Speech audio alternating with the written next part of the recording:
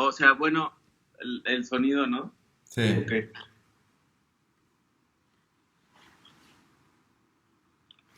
Vale. ¿Listo? sí,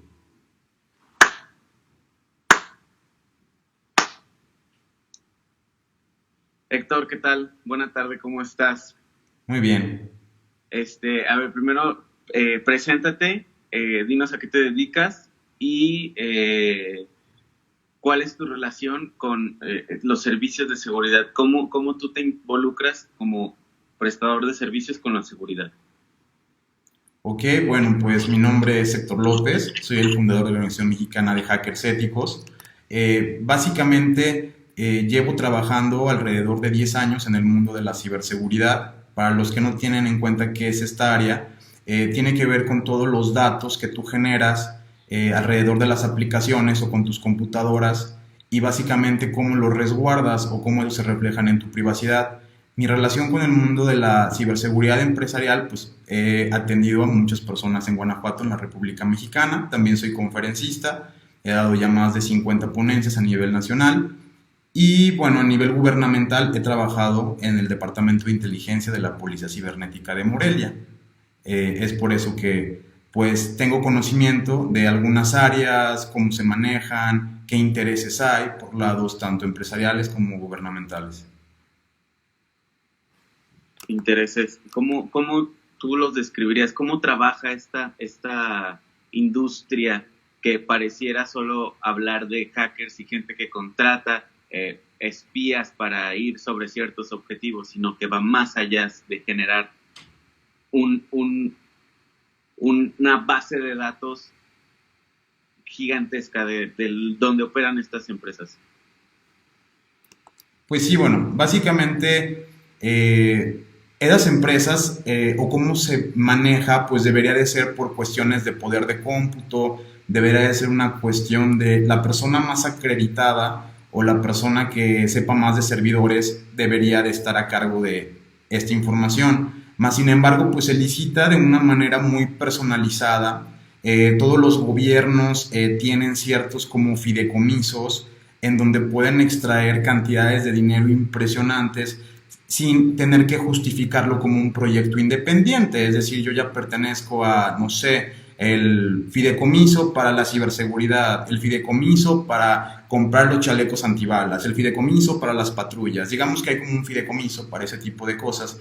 Entonces, cuando se necesita un dinero, la mayoría de las personas en el poder pues saben cómo obtener muy fácil ese recurso, pero el problema también que vemos mucho es que pues hay demasiadas licitaciones y estas licitaciones quizá no siempre son ganadas por la empresa que más capacidad tiene, sino la persona que ya va como con cierta bendición o con cierto padrinazgo para ganar esta licitación. Eso es lo que más se ve lamentablemente. Si tú hablas entre como cámaras de empresarios o este tipo de cuestiones, pues se sabe que el tráfico de influencias sigue siendo una de las maneras en la que las personas se ponen en el poder, incluso para proyectos tan delicados como la cuestión de ciberseguridad.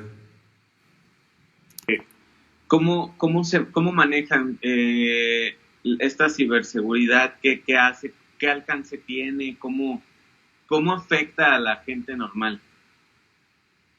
Ok, pues bueno, pareciera que aparentemente a ti no te afecta que a lo mejor alguna persona no autorizada o algún tráfico de influencias haya afectado que tú tengas un secretario de seguridad que a lo mejor no está viendo por tus intereses. Pero ¿qué pasa cuando la evidencia que está en los C4, C5, sistemas de vigilancia, de monitoreo intenso del gobierno, pues podrían llegar a ser manipulados? Digamos que desde el punto de vista de la evidencia digital, que bueno, el cómputo forense se dedica como a preservar la información para luego presentarla a una audiencia y que ésta tenga cierta validez. Lamentablemente, si estas pruebas desde la fuente pueden ser alteradas, pues sí estaríamos corrompiendo el eslabón más básico de una pues cadena de presentación de evidencias. Cada vez, como lo vemos, pues se instalan más sensores inteligentes, estamos avanzando así como lo hizo la industria ya en un tiempo, que ahora le llaman la industria 4.0, pues también estamos avanzando a las smart cities o a las ciudades inteligentes.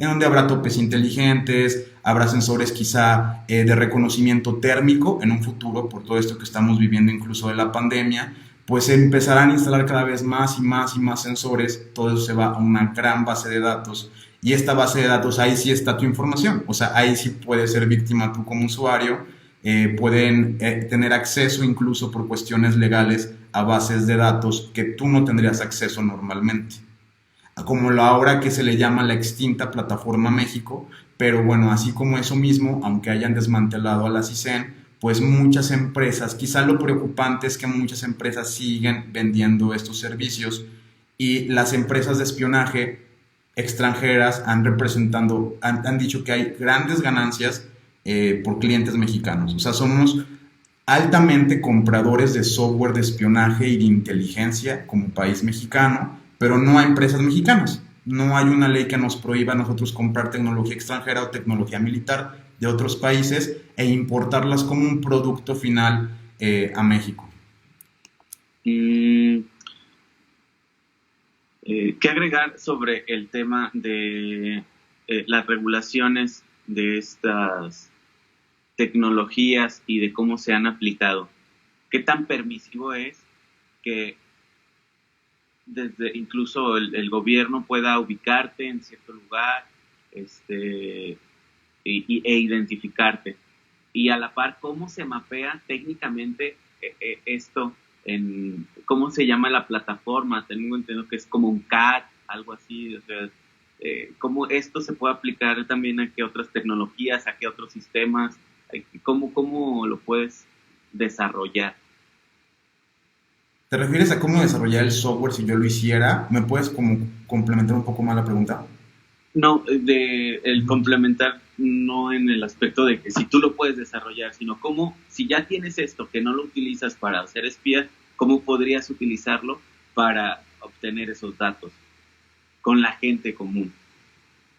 No sé si, bueno, voy a tratar de explicar un poco la pregunta. Pues todas este tipo de tecnologías van recopilando datos, pero aparte tú los puedes complementar quizá con otras redes sociales o con más información. Eso ya te hace perfilar a la sociedad. Bueno, en la cuestión, por ejemplo, en la parte de surveillance masivo, no deberían de poder...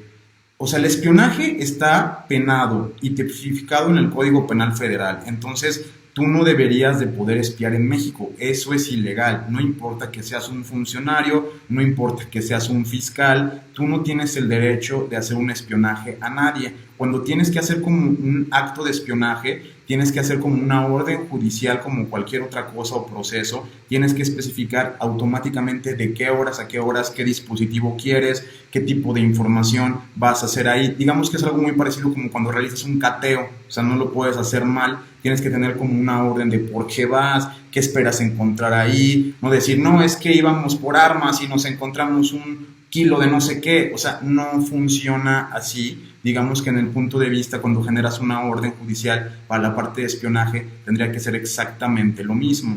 Existen herramientas tipo privadas que puedes utilizar, que son como tipo de dispositivos de radiofrecuencia que pueden servir para interceptar las telecomunicaciones.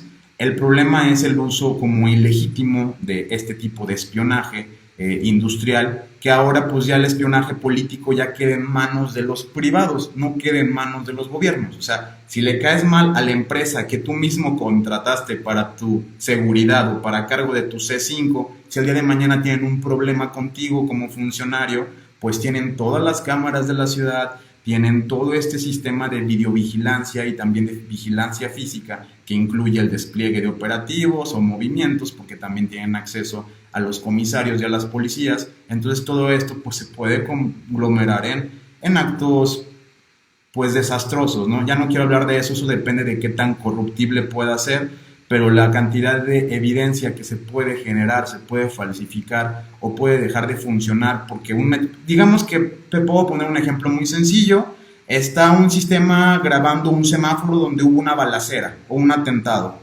y luego resulta que pues yo ya llegué a ver ese video como forense digital y me han modificado la firma. O sea, yo sé que la fecha de creación o modificación, hay ciertas cosas a nivel forense que no deberían de estar, y yo puedo ver que este video evidentemente fue monitoreado, editado, y luego voy, resulta que no, que así lo sacaron de la fuente, o que algún disco duro que estaba en el site donde se guarda esa información tan privilegiada explotó o tuvo algún percance. O sea, digamos que no se está interiorizando como un aspecto judicial. El gobierno no se hace como cargo de esta información, ni el manejo ni el control de esta evidencia, asimismo como los recursos humanos que operan esos centros.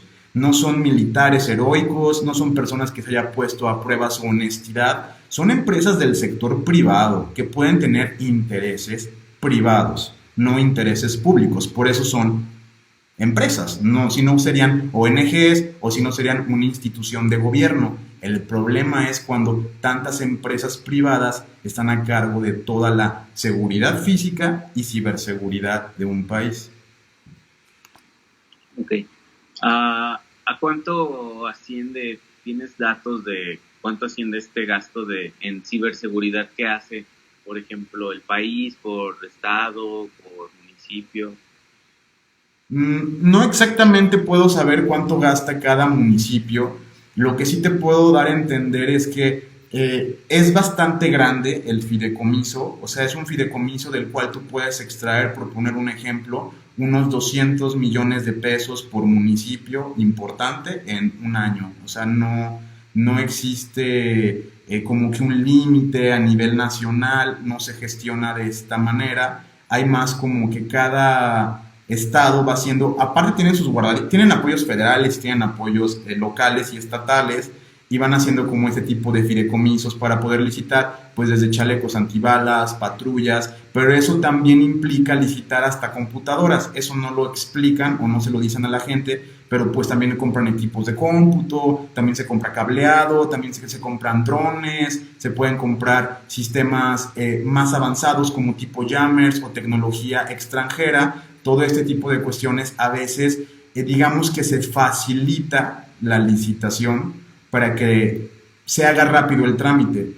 Te pongo un ejemplo porque realmente toda la tecnología de desecho, a veces de Israel, pues se compra. O sea, México compra muchos jammers que son para inhibir las frecuencias y todo esto. Lamentablemente luego se ve que esos equipos no acaban solamente en manos de la policía, sino que también ya lo traen los cárteles. Entonces ahí se pueden lograr y ver lazos de unión, pese a que se diga que combaten, se pueden ver los lazos de unión de manera muy evidente en la cadena de suministro.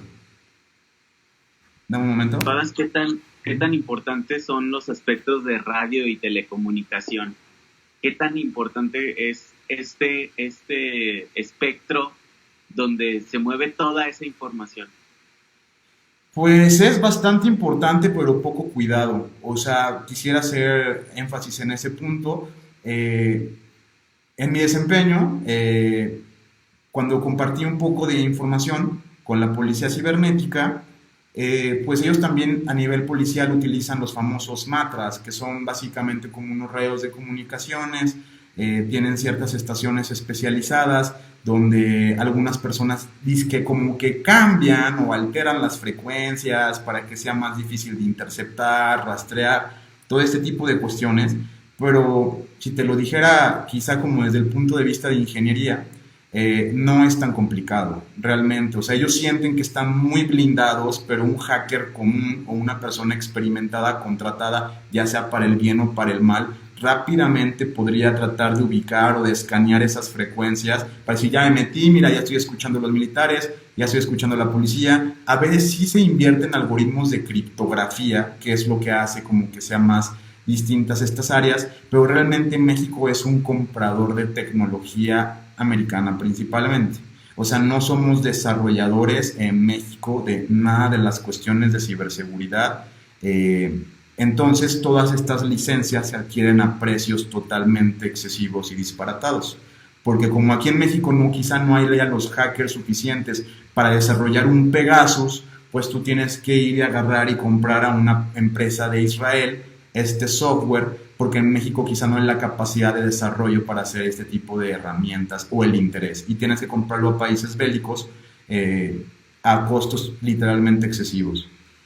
en esta cuestión de obtener mapas, de saber ubicaciones, estos dispositivos, ¿cómo podrían ser montados con sistemas para poder interceptar, intervenir, vigilar, estar al pendiente, es decir, desarrollar una nueva tecnología con lo nuevo que se viene, con la tecnología más bien con el Internet de las cosas, con todo esto? ¿Se puede hacer alguna infraestructura, algún POC, algo, no sé?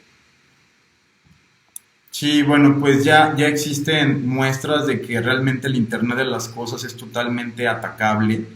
Todos los dispositivos que tú tienes en tu casa que tienen una IP, digamos que los hackers nos basamos a nivel de protocolos y el protocolo es como el lenguaje que hablan esos dispositivos. Y digamos que todas los cosas que tú tienes en una IP, o sea, tu Roku, tu televisión inteligente, tu tablet, tu smartwatch, todo lo que realmente parezca que es inteligente o es smart, hasta tu cafetera smart o tu microondas smart o tu refrigerador smart, todo eso si ya se conecta al internet ya es vulnerable en el segmento de los protocolos.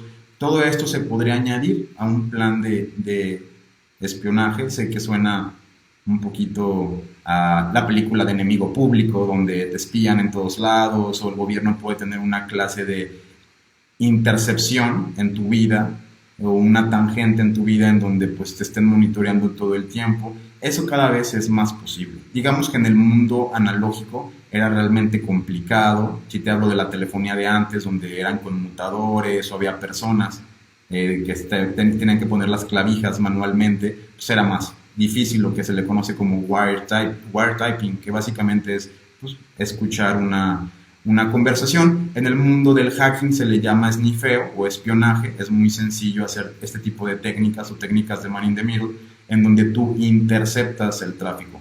Entonces, el gobierno también, en esta parte es donde vuelvo a hacer otra vez reincidencia en esto, estos sistemas de videovigilancia del gobierno como el C4 o el C5 no puede estar a cargo de un privado. O sea, esto es un problema de soberanía nacional que puede caer en una injerencia extranjera de una manera muy controversial en algún caso, porque tú no puedes asegurar que a lo mejor esas personas de Israel a las que tú les compras Pegasus no van a instalar cierto software para también a ellos, aparte de que tú espíes y que tú como persona que ya me compraste el producto cumplas con tus objetivos, como cliente que eres, que ya pagaste una cuota, yo aparte como empresa que te doy el software o como país, puedo tener un interés personalizado en yo también espiar a esos personajes o espiar a ese país.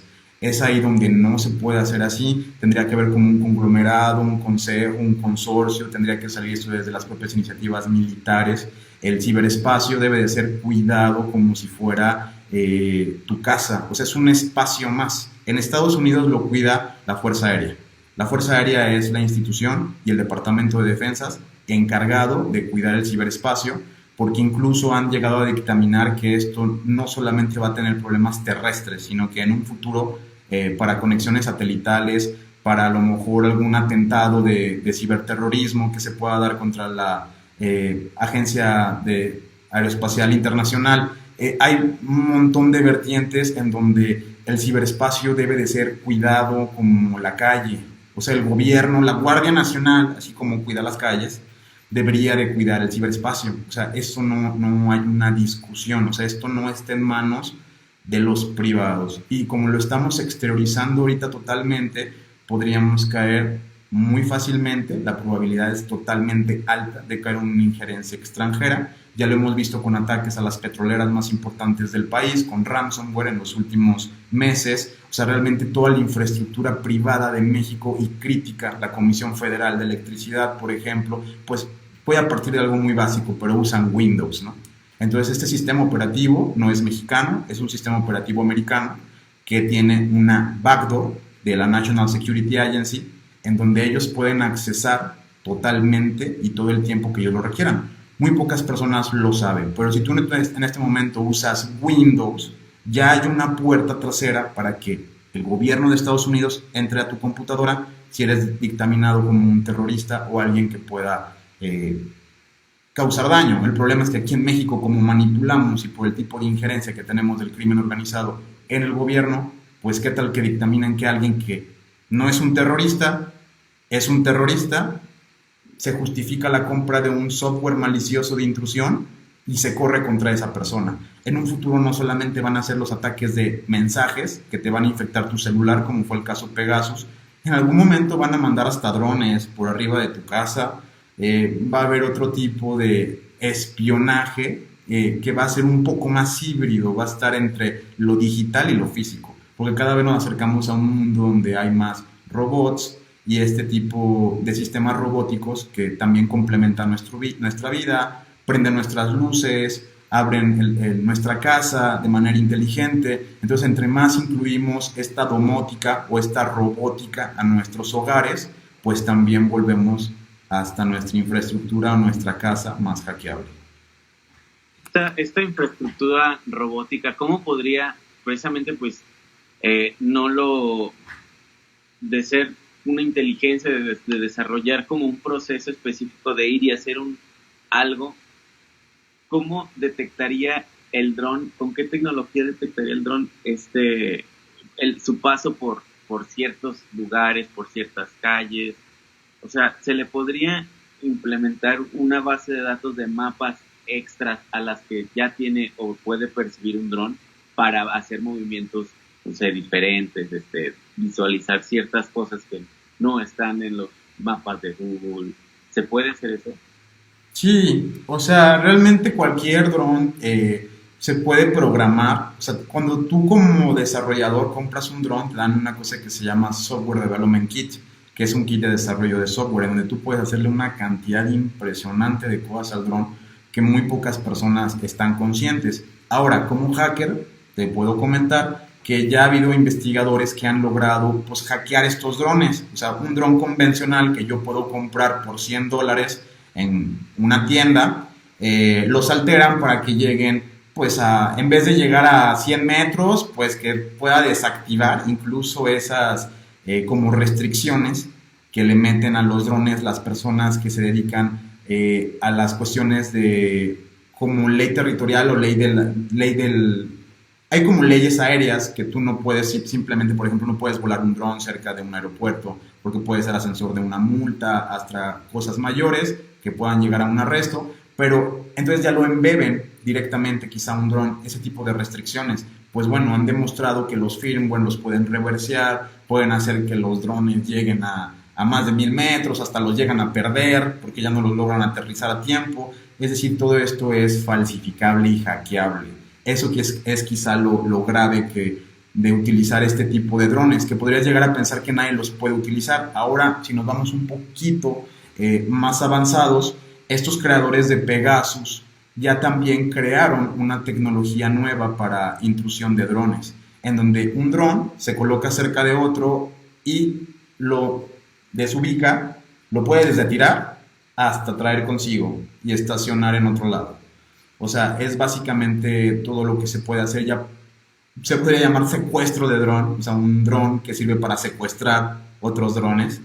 Sería quizá la forma más correcta, pero este tipo de técnicas ya existen, son comprobables, hay pruebas de concepto, o sea, no estamos hablando de algo que venga, ya están las pruebas de concepto en internet, ya hay personas que ya aplicaron el código, ya alteraron el firmware, ya vieron que efectivamente funciona, pueden hacer los ataques de autenticación, pueden hacerlos con tiempo de éxito para lograr no solamente perder el dron, sino controlarlo ahora como si fuera un agente dual, o como si en vez de tener ahora un dron tuvieras dos drones y los dos los estás controlando.